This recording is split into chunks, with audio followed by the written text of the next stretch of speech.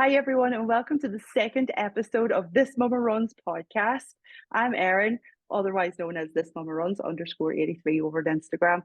I am very excited tonight to have my very first guest on with me. He is called David Rogers, also known as David E. Rogers T on Instagram. I had to check this with David before I actually started recording to make sure I was pronouncing it correctly. Guys, if you don't know David or you want to know more about David after this, please go on Instagram, give him a follow, and check out what he's up to in regards to his running and everything else. David, welcome. Thank you very much. Thank you for having me, Erin. It's been, a bit nervous, but I'm sure we've got some things to say. Absolutely. Who's more nervous, me or you? Me, huh? Well, I think you're in charge, so I can just talk rubbish. You can just cut it from on the editing room floor. No way, man. This is what it's about. This is raw. This is this is what I want. Realness, Dave. Realness. David, tell us about you. Tell us everything about you. How did you get into running? You spend a lot of time in the mountains as well, don't you? Yeah. It's sort of 14 through the Air Training Corps that introduced me to the mountains. And although a phrase was used by a running coach later on in life, comfortable. Like I got kind of comfortable with the mountains and being uncomfortable, so wet and cold and hungry and tired and lost and boggy and bitten and lots of other things from about 14. So what am I now? I'm coming up to 46 in 2 days time. So spent a lot of time in mountains. 2 days. St. Happy David's birthday. St. David's Day. I've got the daffodils. The daffs in the background. We won't mention the rugby. No. Sorry.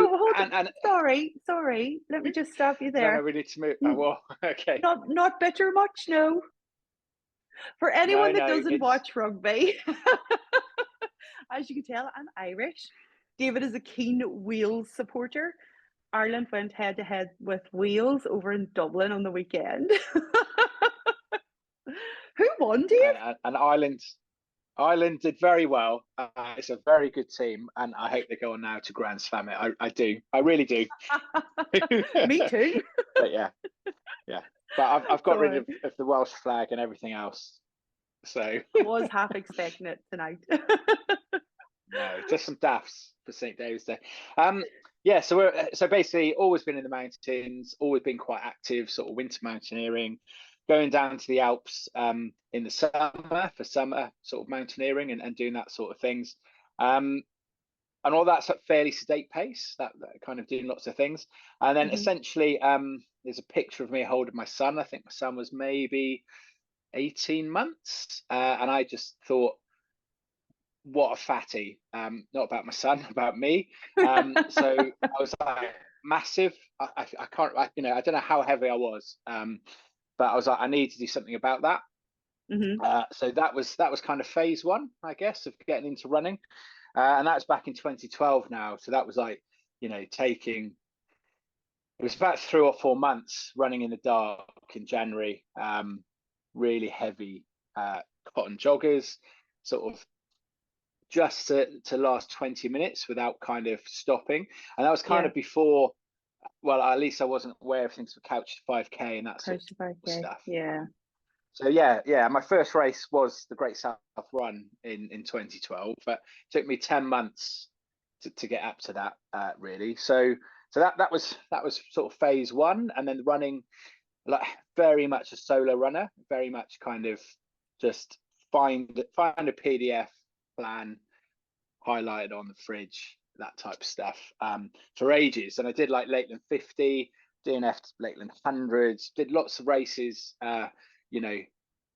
before time, but found out it's the headspace, especially as a geographer. It's about noticing what's around there. So lots of people are moaning about the rain and the mud at the moment, but actually if you look around, you notice the buds as well, and the kind of Yeah. the leaves starting to emerge. You see, the snowdrops and the bluebells will be soon, and things like that. So that's really nice as well in that kind of headspace. So Seeing yeah, the that kind beauty of of the kept me running. world. Yeah, absolutely. Yeah, absolutely. And kind of, I only really came into contact with other runners when I used to go to races, essentially. Yeah. So then started running with other people, and then sort of sort of 2022. Because I've always sort of seen. I remember writing a blog post years ago, like well-being running man, Yeah. all about how running kind of kept my headspace, and particularly, in senior leadership and education at the time. There was a lot to just wash off the day, Hmm. kind of calling it a wash up. And so running home, run commuting, and that sort of stuff was quite nice. Some events happened in 2022. And then, actually from January 23 in particular, like I kept running to keep busy living, like literally. So, and it was just to get up and get going. And so I did various things. But yeah, and certainly at the moment, get up and get going, get out, take my dog as well, impulse purchase the Welsh Sheepdog Border Collie Cross. She's so beautiful, So she though. likes, She's so beautiful. she is, yeah, but she does expect a lot of running. And so yeah, that's kind of, life's changed definitely in the last 2 years, and it's definitely brought home the fact, two things really. One is definitely the keep busy living, push myself definitely, but the community as well. Like I thought as part of the running community before, but the last sort of year or two has just been phenomenal. So why in the last year or two has it taken off more for you being part of the running community? Is it because I know you're a run leader for Maverick Run Project, Yeah, and you're yeah, an ambassador for Resolute Running as well? yeah, definitely, yeah, and Attain as well. So I was going to I come think to through attain. Maverick, yeah, I think through Maverick Run Project, found a different tribe of Hmm. people, I would say, and people on long days on the hill, long days in the mountain. So back in mountain days, we'd call a mini epic, which we're lucky to get off like without anything broken. And an epic was like, we're lucky to get off the pub alive. But you kind of you talk about things on the mountain, you talk about things on the trail, that kind of being side by side. Yeah. Which is always important, I think. And then but yeah, finding that, I think that Maverick tribe, and then people connect to that, and definitely the Attain Run crew, and being a little bit more open about the benefits of running to me, and things. So and yeah, it's been a fairly traumatic time for a bit. So, but yeah, I don't know. It's kind of I've done a few things, and I've been really surprised by the reaction of the community, and then that's kind of uh, grown from there really. But I think I've also actually given a lot more time back into running, Yeah. and it's something I'd recommend for everybody. The way I started volunteering at races, yeah, it was given a little bit back, but it was to learn about running. And so when I was, wanting to get better at running, going along and volunteering at mile 57 of a 100-mile race, you kind of get to see all sorts of the scale, and kind of how different people approach it, and you get to Yeah. talk to people who are doing that as well. And yeah, giving that back definitely has helped. Gets a lot of running in. That's what I know. So yeah, I can definitely do a lot imagine. of running for Maverick Race. Yeah. So is it Maverick races you normally go and help at, or is there any other races that or is Maverick races the race the Yeah, race company? Maverick Race being the main one. Yeah, The I main one, think yeah. they found out I could run, and I could run quite far, and I could run with a heavy rucksack. And so Okay. now that's kind of, so Legend. everybody at Maverick Race, they're always going, yeah, we're going to see David. It's like, you won't see me because I'll be out on trail really early. And, back one of the last over the lines, or I've finally got back somewhere with a dog and I'm eating Yeah. somewhere. I am, yeah. Your I'm helping athlete out fodder. UTS this year. Yeah. Look, it's like mince pies. Oh my God, They're ready. mince pies in Um, February. Yes. yeah, but it is, going back to that fat bloke who, I was fit. I could still do 12 hours in the mountains, climbing, and I was on the climbing wall still, but finding I probably wasn't as agile. But it is about enjoying food, as well. And yeah, I'm helping as well. So I ran it last year, You cut and out when you where are you helping? You cut out there whenever you okay, said yeah, I'm helping out at UTS 50. okay. So Tell Ultra Tour everybody what Snowdonia. UTS So 50 is. yeah. So Ultra Tour Snowdonia. Mm-hmm. I ran the 50 last year. Um, it's not my favorite mountain race. I thought it was a very challenging course, and there's nothing wrong with it. Like, everyone has their opinion about Yep. those things. And this year, I'm going to help out because really I want to do either the 100K or the 100 mile. I'm not a 100 mile racer. Like, I Okay. really enjoy a really good half marathon on the trail. I really enjoy a 50K kind of race on technical ground. Yeah. But there is that little itch of doing something a bit more. A bit more. And there's different ways of doing that, I think. But I'm trying to take a longer term view of things. So yeah, we'll see how that goes. Excellent. Good for you. That's exciting though. Mm. Very, very exciting. Yeah, And when is it is. UTS happening? It's around about May. So yeah. Oh, not far So away. last year I ran it. Yeah. And it's a massive race. I Mm-hmm. really enjoy running, particularly in North Wales, and the lakes are great.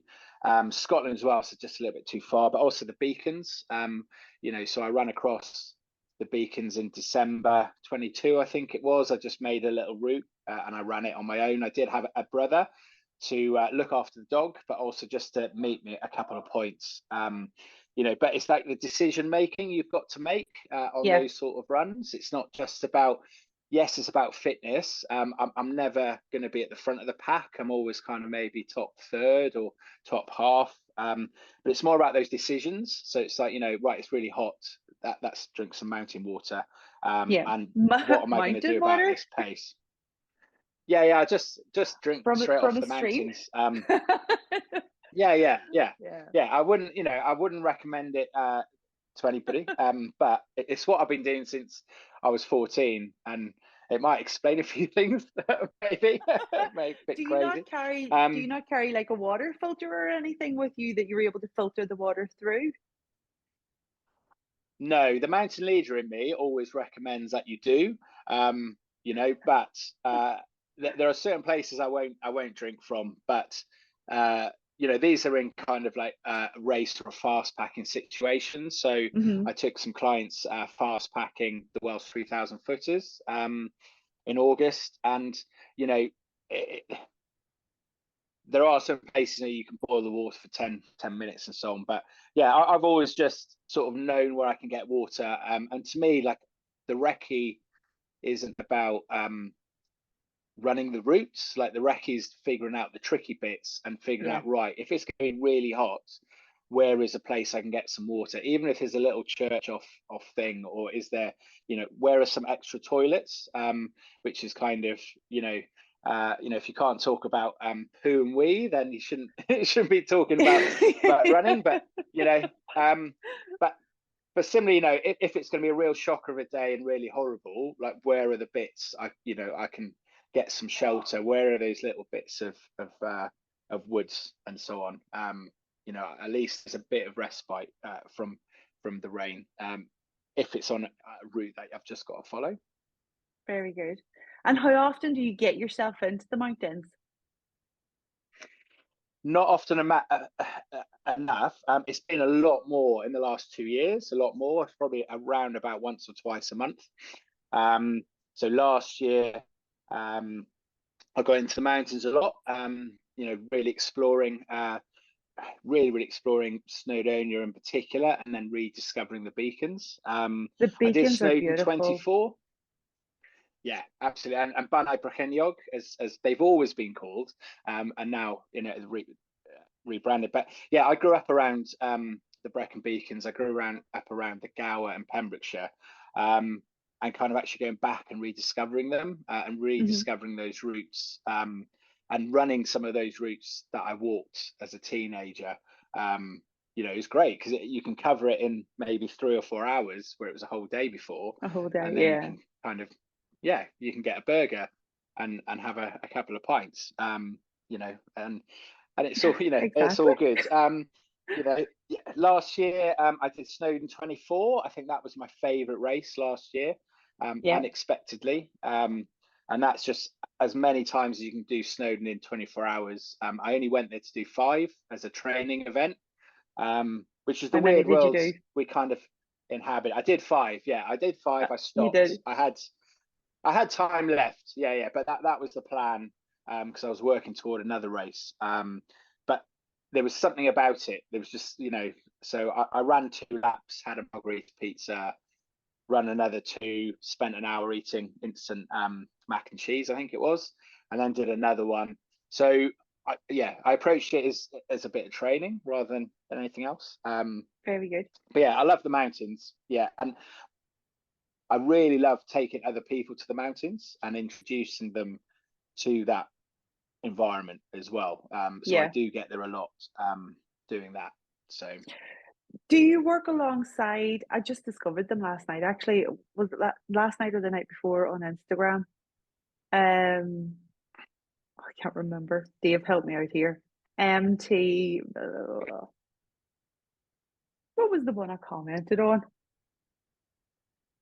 I don't And they know. do, they do, I they don't, do. Oh my God. Oh, this is I'm trying to terrible. think. Do research. They do like days out or weekends out in the mountains. Um mountain trail. I'm assuming that's MTN Oh, trail. yeah, eh, is that you? Is that your? that is me. Yeah. So Mountain and Trail Adventures, yeah, Yes, is mountain me. So trail I've adventures. been, yeah, I've been a qualified mountain leader for, um, 25 years, 25 Yeah, years or more. And then back then it was, DV, Duke of Veterans of War, that kind of stuff. But lately it's been trying to help unlock the mountains. So, taking people who are fairly confident on the trail, yeah. and taking them to a mountain environment, and just kind of showing them that actually, um, the terrain's very different, and again, it's more about that decision making about what you Hmm. do, and pace and how you do it. I remember taking the intro to mountain running course, and we're sat there and it's in the Ogren Valley. It's beautiful, and there's a nice map there, and I'm like, right, that's our first summit, and it's 1.5K away. We're going to get there in about an hour and a half, maybe 2 hours, and that's okay. And they're like, what? It's like, no, trust me, but then once you're up there, and then the different terrain. But yeah, it's a different type of running, and it's quite easy to be safe, I think, with equipment. But yeah, taking people up there, seeing them fall over safely, coming back, and then entering mountain races. So quite a few that I took last year, then was into UTS, and I'm actually taking a bunch of people up at the end of next month, just to have a little look around, doing my version of a recce. So looking Yeah. at those bits, some of the tricky paths. I do well in races, by the way, because I'm good at running downhill and good at technical running. So Downhill is the I best can't. part. Yeah, I can't. Everybody is going to overtake me going uphill. But then You I better come watch back. out on the downhill. Yeah, absolutely. Yeah, and anything slightly technical, then yeah, I can run that. So Would you ever consider like a road race, like a road marathon, or have you ran road marathon? Well, I mean, you done peer to peer in December, but we'll come to that in a minute. yeah, I have. I've run Brighton Marathon, I think 7 times. That was my first Hmm. marathon. I think you mentioned last week. I forget which was your first race, but I've got a special affinity for the Great South Run. It Yeah, runs very close to a school that I was head of geography in, as well, and that school usually run one of the water stations, as well. So there's that. It's just, yeah. I mean, we'll talk about peer to peer in a bit, but I've got a great affinity for the trails, and for the mountains. Although, yeah, you know, if I like tomorrow, I've got to do an interval session. I'll do it along the prom. But my last, I bought a new pair of road shoes for the December challenge. But I worked yeah. out the last pair of new road shoes I bought was just at the beginning of the pandemic. So March, and haven't really. Yeah. So Yeah. I think I will.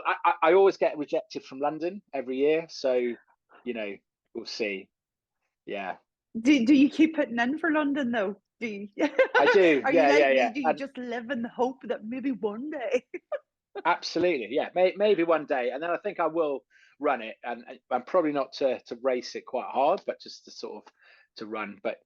to run But London? yeah, Exactly. yeah. And I think definitely that kind of, and there's nothing wrong with road running at all. Running flat out for 5 or 10K is my worst nightmare. If there's a good hill in there, and I can walk it. But You're you doing know, it. yeah, I was okay. I was okay at running on the roads. But I've never been that person to kind of want to be push myself in terms of Push. pace, and Yeah, and yeah, and PBs and particularly things with, like that. yeah, I couldn't tell you what they are, what my PBs are. So I've stopped keeping track of races that I do, but you know um that's what Strava's for. I can look them up if I need Exactly. to. Exactly. Yeah. So when you're on the mountains, what trainers do you use? That's interesting. So I wrote a post yesterday when I was in teaching. There's a guy called Dylan William, a professor of education, and he said, everything works somewhere, nothing works everywhere.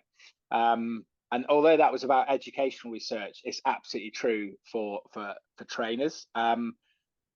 I've got mountain shoes. I've probably got about 7 or 8 pairs of various stages of decay, and of lifespan. Um, yeah, and they tend to be from the mud claws, which actually haven't got a massive amount of distance in them. I did the 50K across the beacons in them, Yeah. because it was basically snow and frozen and ice, which is a little bit scary. So uh, um, and then yeah, I've got kind of smaller lugs and things. But it all depends. So for the UTS 50, which is actually Mhm. 55K, that's the beauty, isn't it, of trail running as well. Like Exactly. You you enter a enter, you 50K, is it going to be 60 or is it going to be exactly, 45? Who yeah, knows? yeah. You enter a marathon. It could be at 52K, or and I know for Maverick events, it's always like the little Maverick tax. I think of it as it's just right. It's Yeah. 24K, but is it? And I guess that's because of it's putting out the route and changes of route and things. But yeah, so with the UTS 50, the last descent, and then from there's about 7K of really good tracks and roads. But I knew the rest of it, I wanted sort of really low drop, so I ran it in some innovates. I forget which ones, with very little padding, and they were Hmm. perfect for the majority of the route, particularly the pig track, and just running down that really quickly. But it was murder for for that last bit. So there's always that compromise, I Oh think, yeah. and that's where I've learned from bitter experience of like really research the race that I'm going along to, like especially if it's like the A race, if it's right, I want to do quite well in this. Yeah, yeah. What's the terrain like? You know, so yeah, I've got many, and I will take a bag full. Oh, trainers. So I found out last week that, well, I didn't find out, I knew this, but still, rookie mistake. Bloody Hoka is shit. Shit in mud. Absolute Hoka speed goats. Now I love them, I really do. But when I was up in the mountains on Yeah. Friday, oh, the mud was severe.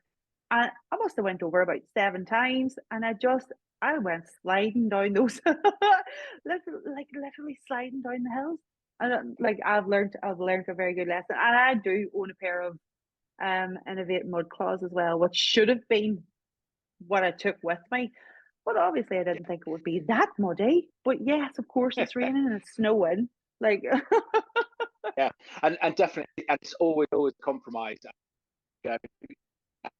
Get on with them, but I know that others find it brilliant, and I think that's the thing. Yeah, about trainers. so Endure 24. Yeah, so I, it's getting back to that running community. So amazing woman called Helen, also Maverick Run project leader, was putting together a team for Maverick Run project. I think that was 2 years ago. So yeah, I've run that twice, and I've been the token male each time, with an amazing team of women each time. You know, the You first lucky year I got sod. stung by bees. Yeah. Well, the first year I got stung by bees. The second year, a stone went right through my speed goats, and I've never ran in them again. Oof. But yeah, there's different types of. Have you ever done endure? No, I'm doing Endure. I'm doing Reading Endure in June. So Nice. I am looking forward to it. This will Yeah, be my first Endure. So yeah. it's so good. It's I remember the first time I did it, I was being coached by an amazing guy called Sam Hill, and he was like, "It's too flat, it's too short, but we'll make it work." And we went along anyway. And there's different types of team there, and we are very much the team that have ice buckets full of beers and Yes. snacks and things like that. And we do go to the beer tent. But when it starts, we make sure there's somebody always on the course. But it's just an amazing feeling. And this year, yeah, there'll be a load of Maverick Run Project teams there this year. I think there's about 5 or 6 Excellent. teams. But yeah, it's a really nice vibe, a really nice weekend. Yeah.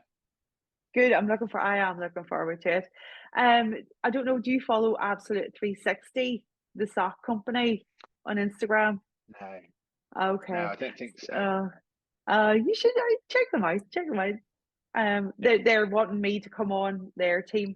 So it would be Endure 24 at the beginning in Reading at the beginning of June, and then I'm doing Race to the King in the middle of June. And then Nice. if I do Endure 24 in Leeds, but jury's out in that because it's Litwin's birthday that weekend. So yeah. Yeah. I don't know if I would get away with that, but we'll have to see. Okay, so you're wearing your Attain cap, Dave. Tell us about Attain. So Attain are a not-for-profit run cap. It's literally, run by Mike and his wife Lauren. And if you order an Attain run cap, one of them is literally going to pack it. Mike deals with a lot of the collabs and on all of the design and things like that. And there's no wage or anything else that's taken out of that. And essentially, for every cap sold, that funds a potentially life-saving call with the campaign against living miserably. So yeah, that's Attain. And yeah, I very much believe if I'm going to talk about kit and equipment, it's either stuff that works really well or it's stuff that works really well and has a good cause. Yeah, You know, absolutely. yeah. But essentially I came across Attain because I sweat. It can be -10 and I'm going to be sweating So basically, and so I wear a cap just to help that. I was without a cap today for a 10K run, and I couldn't see because the sweat dripping down. Yeah. Stingy. Anyway, and I came across them. Thought, right, it's a great performing cap, and then met Mike and got talking to Mike. And again, it's through those mechanisms of Maverick Run Project of kind of running Instagram and so on. And then he asked me to be an ambassador. I don't know how long it's been now. It's been a while. Now maybe about 18 months or 2 years or so. And that's really great because it's kind of as things have moved on, and particularly with December, it's a really important cause. It is a really important cause. I have an Attain cap, and I bought it for the reason of what they stand for, basically. And I need to get a couple more as well. But I just love what Attain stand for. I think they're amazing. Yeah. Absolutely. And definitely, what it stands for, and it's just a great performing cap as well. Absolutely. It just sort of, the different versions of it, they just work, which is great. And I've been in all sorts of weather and stuff in them, some really horrific conditions, and they stay on the head, which is good. I do have a big head, but they stay on. And also it's kind knowledge, of, Dave. it's just massive hat. But they've got waterproof ones and things. But more importantly, like if you see someone in an Attain cap, you go along and have a chat. There is that kind of, there's still straight away that bond. There's that kind of understanding about things. And I think that's what it stands for as well. And that Attain run crew really. Which is good, people getting out and kind of talking a little bit more about some thorny issues, really. Some things, absolutely. No, I do love it, and I love that. It's the duckbill, is it? Am I correct in saying this is the duckbill? Yeah, it is. Yeah. Very good. I did look for some others, and even though this is recorded, no one's going to smell my other hats. Like they need a bit of a wash before I wear those indoors. Very good. Right, okay, so something in December. So it was absolutely amazing.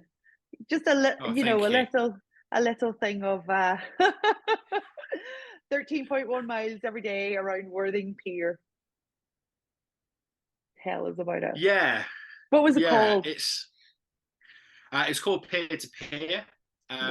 Which, say what you like about AI, but that was generated, one of the ideas, by ChatGPT or actually whatever you call it. It kind of, back in January I did the 496 kind of accumulator, and I basically did that because I would have broken if I hadn't had something to just get up and run. And I did that very much on my own. And I did it, went up Cadwaladris, Snowdon, went around just to keep myself alive. There's, some quite difficult challenges I was having to deal with personally. And then I wanted to do something in December, because I'm going to come across as a really grumpy person, but I kind of hate the forced fun of December. And to me, that there isn't great memories of December. There are some great memories, but I wanted to do something, and I wanted to do something to get me through it. First of all, I was like, what can I do? I was like, well, I could run every day. What could it be? And interestingly enough, Mike from Attain had Sam Todd, a photographer, who was kind of photographing the ambassadors. Photography. I'm a geography teacher, not I colour in and stuff. So, but and we took some pictures on Worthing Pier, basically, and then I started thinking about. I was going, right, actually, let's do something for the campaign against living miserably. So it should be something significant. So I started looking at things. I looked at, Bristol and the Clifton Bridge, but then essentially, not having any money, not really having a job, I was like, I've got to do something that could be replicable by other people and that can be accessible. So basically 419 male lives are lost every month to suicide. And if you divide that up into a 31-day month, it comes out at about 13.5 miles.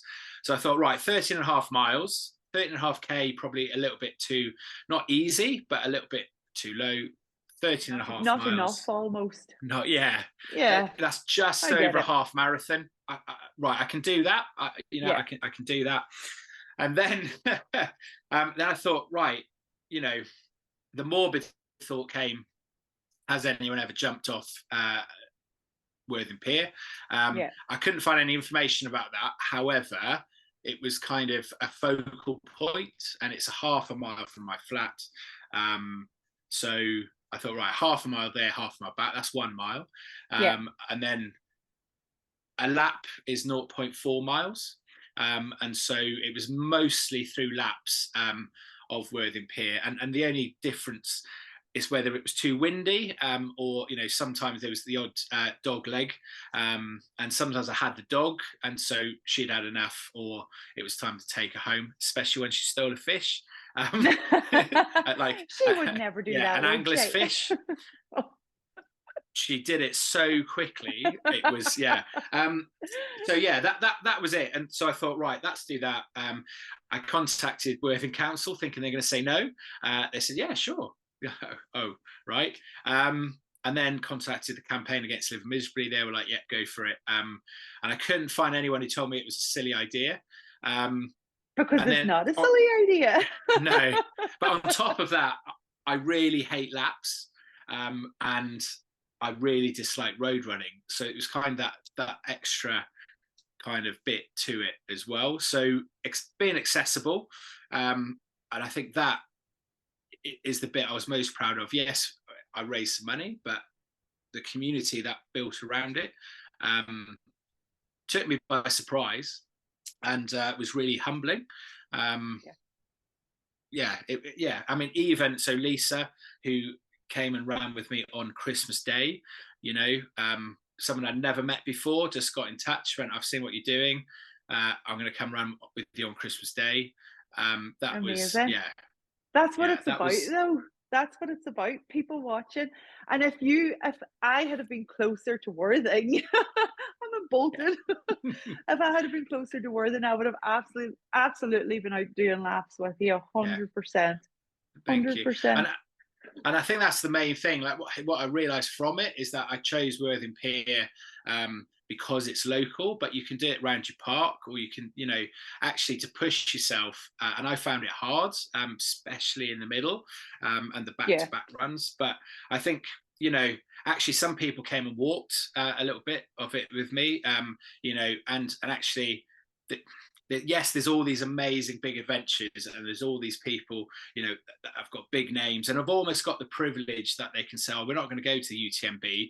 It's like, well, yeah, you've raced it 10 times, but it's kind of, and there's nothing against any of that. And those are amazing adventures. The Barclay Marathons will be coming up soon, for example, the Spine. But actually there's something about, doing hard things that are local and actually, 100% accessible and to your bar. If I mean, my mind is fairly empty most of the time, but running around in circles, 0.44 a mile, it was, the mind was completely empty. It's hard. Absolutely. It's hard. It's mentally hard, especially when you are doing loops and you're just looking and you're seeing the same thing. And it's just, I get it 100%. You have to go to another place in your mind to get yourself around it. So did you count throughout the whole month of December how many laps you actually ran around the pier? No, I didn't, but I'm not one for Strava, but I turned on the kind of the local legend thing, and I think that clocked up about 580, because there is a segment around the pier, but and I'll talk about that one because I quite, after 90 days, that's going to be gone. Yeah. That it's kind of so yeah, it was somewhere in the region of kind of 500, 600, something like that. So Wow. it was a lot, and the full distance to do it just on the pier is around about 28 laps, I think. Right. And some people who came along, and some really seasoned runners that came along as well, and we're just thinking, we've done 3 or 4 laps. One, your mind's telling you you've done 150, and 2, you're like, oh, I've only done 4. It's really quite hard. And there were some times, so particularly if it was sunny and at the weekend, the pier was busy. And anglers and things. So sometimes actually I did a little bit more on the seafront than on the pier, mainly because just does not piss anybody off, really. So yeah, but and it's quite interesting. You see the routine and the rhythm of a place, but far too many laps. And I've named the hills that unbelievably, I've always thought Worthing Pier is flat.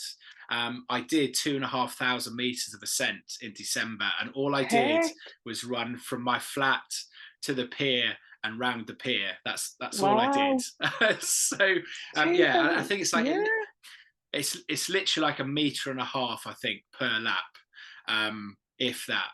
And yeah, it soon added up. It was like, okay, wow. So there are hills. Like, you would think with a pier it would be flat. My God. Yeah. So you don't have to raise money. Yeah, I did. It was to raise money, to raise awareness, and it's the kind of, it's not a selfish reason, but the reason to like what will get me through keeping busy living through December, and that was another sort of part of it as well. So yeah, and then the community built around that, which was very, very surprising.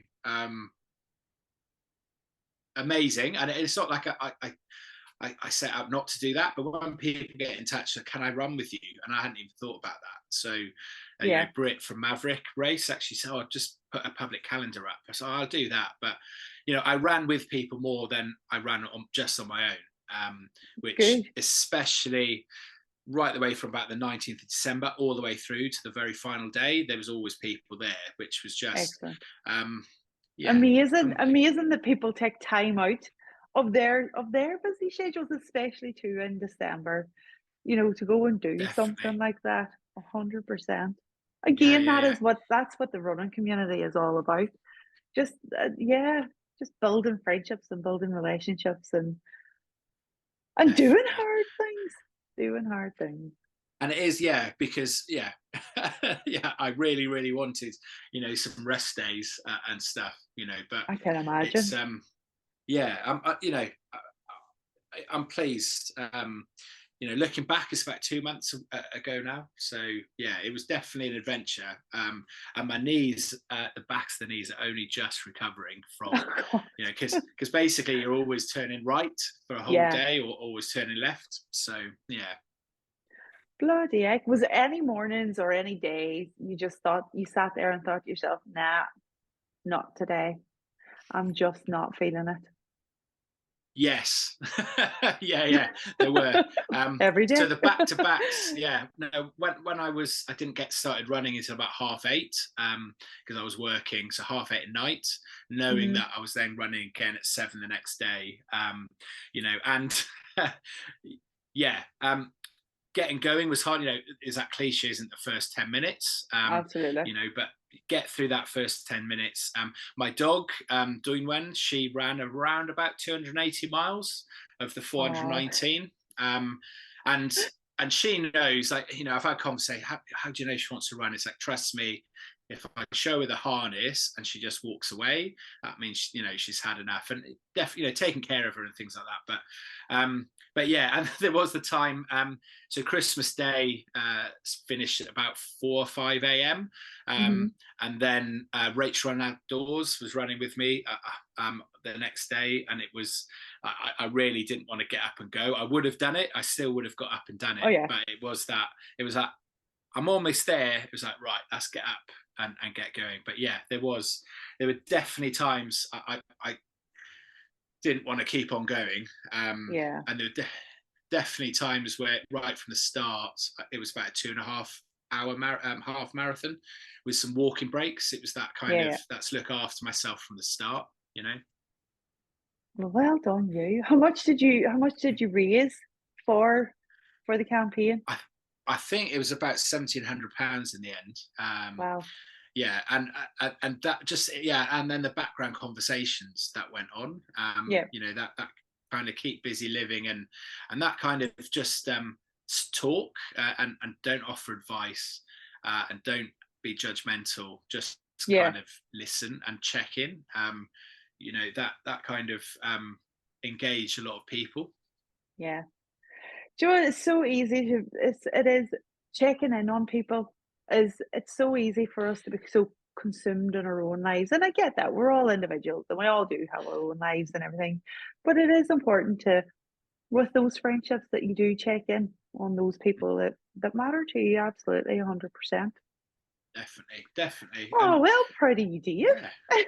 Yeah, thank you. And yeah, so so to top that, it's not to top that, but so Why We Run, which is a Big Moose charity. So I'm doing a 250k ultra marathon over 5 days in Pembrokeshire in September. When's it? In September, okay. So that's in September. So that's on similar lines. You know, so but that is part of a bigger thing. But there's definitely, you know, there's definitely something else that's at the back of my mind to kind of to do. You know, there needs to be something, but we'll see. Because everything I come up with is just a little bit too mad. So, why? What other ideas are you having? No, it's not. Nothing's too mad. If you think you can do it, then flip it. Yeah. There's a few things. There's a few things I'm toying with. You know, but it's kind of you know, it's that community as well as pushing on. And I think running now has become, yes, the races and things like that, but it's more kind of, as I say, keep myself alive, but kind of starting conversations and doing you know, bigger things. But I am hoping to get back to a bit of racing this year as well. So have you any races, kind of any idea of races that you want to get booked in, or? Yeah, well, this first part of the year is Limitless Trails Beasts of Blacks, going along there, and because I think we missed each other at their Santa thing, because the original plan during December, I was just going to do that as a race as well, and then somebody said to me, "Don't be silly." And then the Vale Coastal Ultra, I'm having to go to 2 Welsh races, and then the Why We Run is in September. And in there, there's something else. You know, I've done a few years where I've did a race every month or other things, but we'll see. And I'm racing a lot of Maverick race as well. So because as a run leader, that's part of the deal. I work a lot of them, but I'm actually using a few of them to run now, and trying to put in some effort. And I don't know if you've ever, that's the way coaches term it, don't they? So I'll just put in some effort. You're like, what? But in all honesty, like, since running with a dog, you know, like today, so she was a bit off lead today and a bit on lead, and kind of it's at least a 15% boost that she gives. You know, and if she's racing, I'm never going to do those times on my own. So I've got to kind of, I like racing. I think she'll, there's you know, some Canicross Ultras that I'd love to do with her. You know, we'll see. Absolutely. So Why We Run? Like, what is that about? That the ultra? What is the basis behind it? I came across it on Instagram, and it was sort of a runner called Lauren who I'd course collected at East Sussex, and kind of, you know, so you get chatting and then you follow people, and then I noticed she was running this race in Celtic Camping, which is a campsite I've been going to since I was very small. in Pembrokeshire.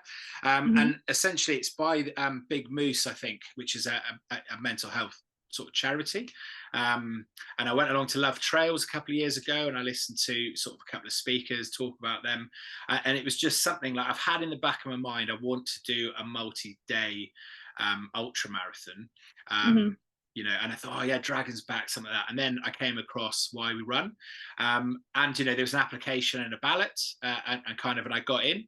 So, and actually it's just this week, actually. So, you know, I had a conversation yesterday with one of their coaching team, and, you know, but it's a whole adventure around. So yeah, all I know is that it's 250k and raising money for an awareness again and community around that kind of well-being, mental health space. Amazing. Which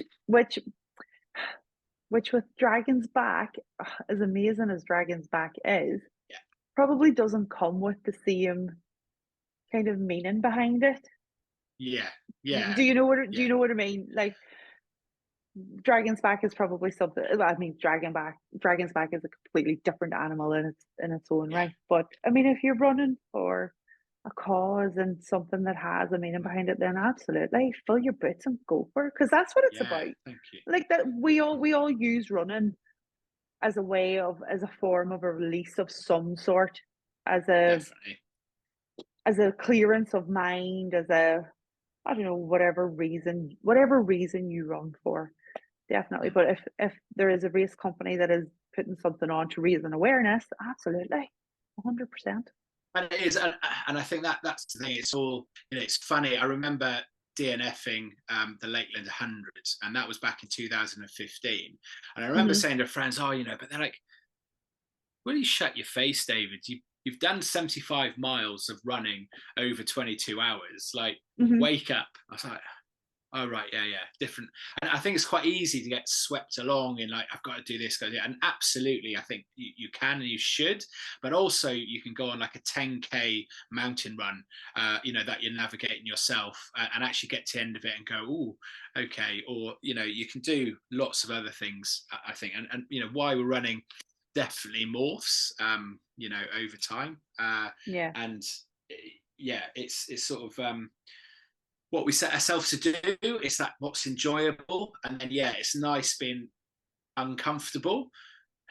I say it's not at all, but you know, it's that looking back on it, you know, it's nice. It is like, it's about being comfortably uncomfortable, isn't it? And about seeing what you can do.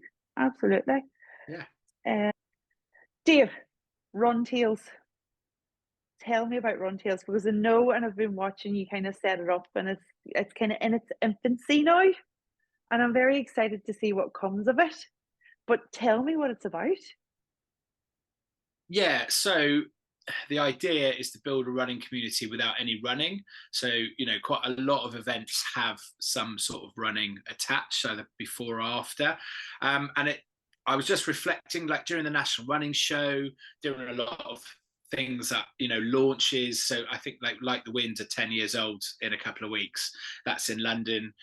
There's some things in Bristol, and that's all really great. And those things are great if you can get there. But actually, you know, humans love storytelling, but also we learn through listening to stories, and not necessarily you know, how-to manuals, and you know, and some people who are maybe at the edges of maybe starting running, you know, might just want a little bit of help without thinking you've got to turn up in lycra.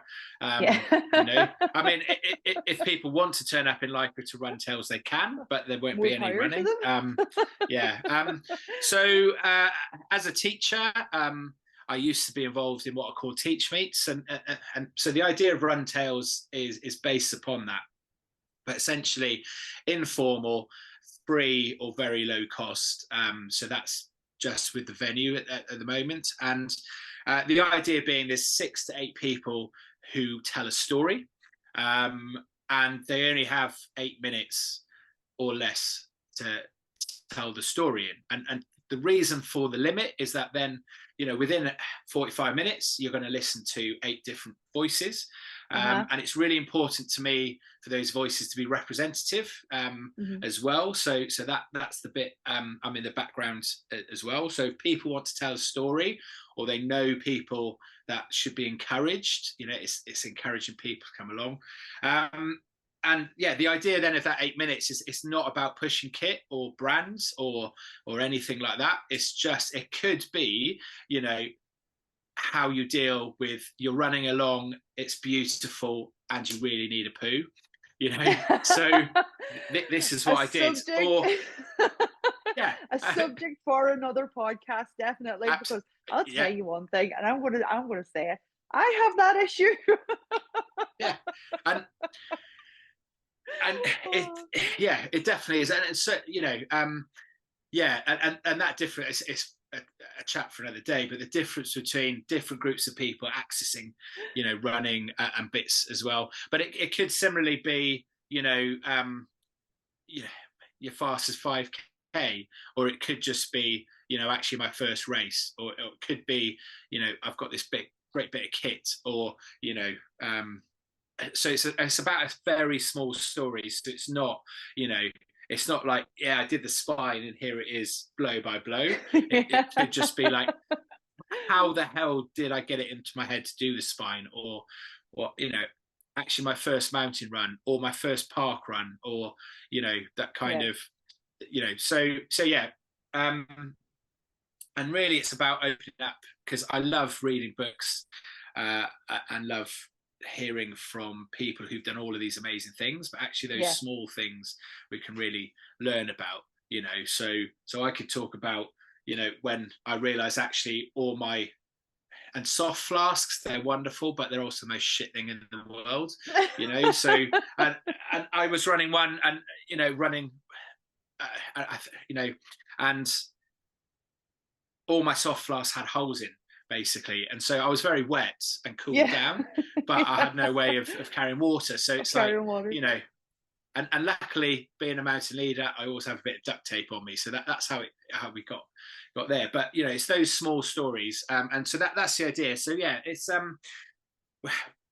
timing wise, I'm not too sure yet, but we've got a local venue, because the idea is that these are replicable, and can be, it's that building that local-ish community around it as well. So yeah, that's a bit scary, so back in my teacher days and teach meets, I ran live YouTube teach meets with 500,000 people in them, face-to-face conferences and stuff with 100 200 people. But it's kind of, I think it would be a good idea. I think it's people will need it, and some people have told me they can, and they want it. So yeah, it's worth having a little look, really. And it could be just that why, again, it's why you run, or why you run, why exactly, why I'm never ever going to wear speed goats in the mud again. It's those with pictures. Hands up on that category. And with pictures, but people can, it could be a poem, it could just be some pictures, it could just be sit there and read a script. That bit doesn't matter. It's all about that. I hate the word networking, but it's about that. Networking. It's about listening and learning, and then afterwards and before, it's that little bit of time for mingling and then making connections and that community. Absolutely. Around building a community, growing a community of like-minded people. 100%.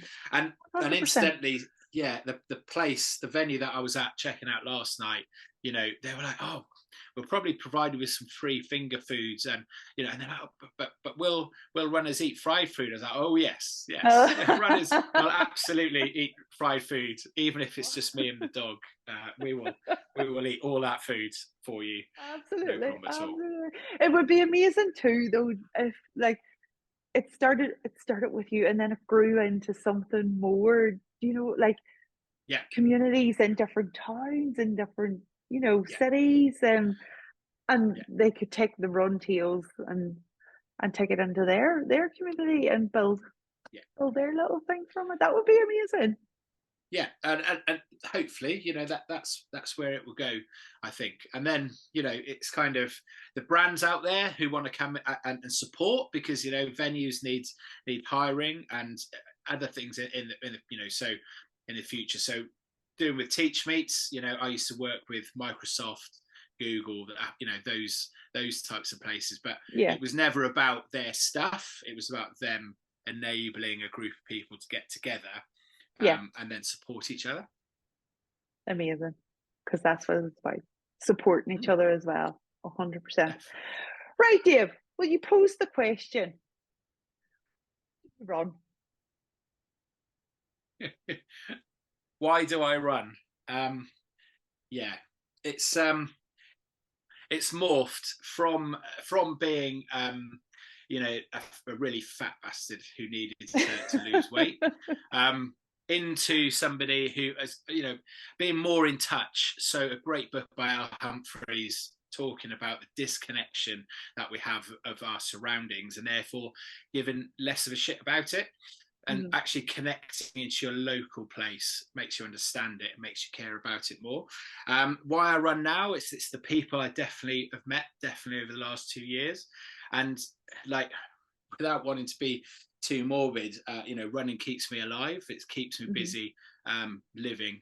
Exercises my dog as well, and it's when you hit those bad times, and those bad times were me being arrested at work for things I didn't do, and kind of dealing with that over the last 2 years. If it wasn't for running, I don't know where I'd be. Okay, very good. Wow, I love it. That's amazing. Dave, you're amazing. And I've really enjoyed listening to you this evening. You did ask me a question when I done my first podcast, and I'm going to ask you the exact same question now. Music, music, podcasts, or audiobooks in your long run? Yeah. Okay. Also, I didn't get the memo about being smartly dressed, so I'll do that next time as well. So I think so. I do run. Like when I first started running, I couldn't get through even 5 minutes without listening to something, and there's nothing wrong with it at all. Long runs now, I will have an audiobook on or some sort of podcast. Don't tend to be running related. But so, for example, you can listen. I can listen to Barack Obama's voice for many, many miles and going along. I did listen to David Goggins, and I never got it at the time with an ex-partner. But I've got 4 post-it notes up on my next to my mirror, and it's my son first and family, RLF, which is run like fuck. Try to be kind and make a difference. And those are the 4 things. And so that was on a long run. It was actually the Jurassic Coast Maverick Ultra that I ran. I was listening to him. I thought, that's not a bad idea. I understand it now. Music, if I'm on my long run and I'm flagging, so even on a long race, I'll have the buds somewhere, because sometimes you just need to escape. And I have a certain playlist, and it's called the Leadership Playlist for all sorts of reasons, but they're tracks that kind of bring me back to something. So when I finished, I was in the last 5 miles maybe of the South Downs Way 50 miler. I listened to one song on repeat over and over and over and over and over until I got to the end. And what was that one song? It was Battling Life by the Dunwells, which is a song about people. People. There's a good line in it that the world's full of colour, but all you see is blue. And actually, that's kind of me most of the time. I'm quite negative and downward spiral, but actually it's a song about hope as well and getting through. So it would be, and I do run kind of without it as well, particularly if I'm with the dog, because she disappears off after some usually fox and she's gone. So Yeah. And I was thinking how I would answer it when I asked you that question, actually. Yeah. Mainly like if it's a long run, I definitely start off with a book, and then when the going gets tough, a bit of music. Absolutely. And you also asked me, which I'm going to ask you, you're in your long run. Next. What do you do? Say that again, sorry. You're in your long run. Feeling it. You do. You're deep into it. Yeah. You just like, nah, I'm done. I think you pretty much answered that actually when you answered the question about peer to peer. But what do you do in a situation like that? I think when you look back, those are the runs that kind of make whatever event you're going towards better. But yeah, they're kind of, it's like what do you do? You know, and you can take it as the extreme. So that the 50k that I did across the beacons, my brother kicked me out at one end of the national park, and I ran to the other. He met me a couple of times, and it's when it got dark. But then I realised it was icy, and I was in mud claws, which are great in the mud. They're not so good on solid ice, and it's kind of, and I was hurting, and I knew I had to go up and over, and it's like, well, what am I going to do? And kind of, you know, as a mountain instructor, I'd say to, well, there's two options.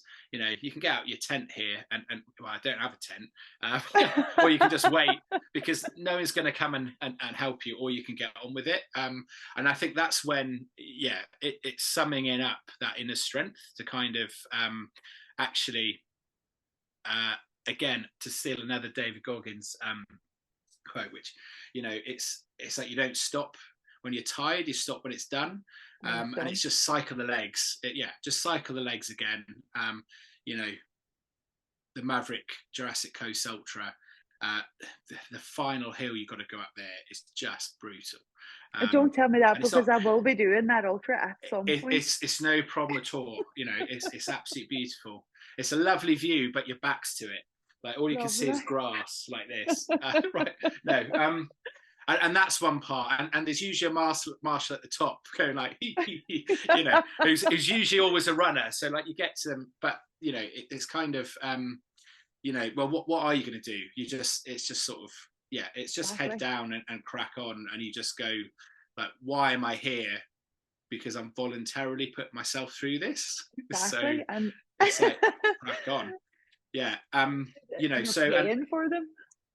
Yeah, definitely. And, you know, it happens quite a lot, particularly in training. That's when it happens, really. And you just, especially when it's dark and you're miles from home, and, you know, you're like, right, what am I going to do? And on my own, just crack on. Head down, one foot in front of the other, Dave. Get on with it. Absolutely. And you'll get to the end. Exactly. It will come at some point. Right. You spend time in the mountains. Last question. Mm-hmm. What is your favorite thing about being in the mountains? Like, why do you have such a love for being in the mountains? Ooh, that's a good question.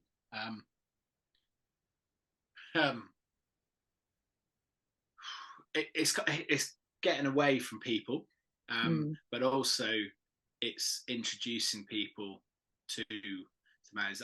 But it's the friendships. If I think about the best mountain times, it's all close to disaster, but you come out of it the other end. Or it's, you know, those memories and enduring memories. It's kind of, you know, being a 15-year-old soaked to the skin, having to put up tents in the middle of nowhere, you know, knowing that you've got to get up the next day and do the same, or the 10 tours of things, and you get up and you do it. You know, and yes, you're wet and you're hungry and you're tired, but you get there. But there's those moments of beauty, and the issue is, I think, with running, is that sometimes you just forget to just stop and actually look back, and, you know, the line of head torches that you can see, or the fact, you know, you're just there, and especially in the UK, someone's going to have been there before you. There's definitely going to be a sheep there looking at you going like, why have you just, or a goat or something.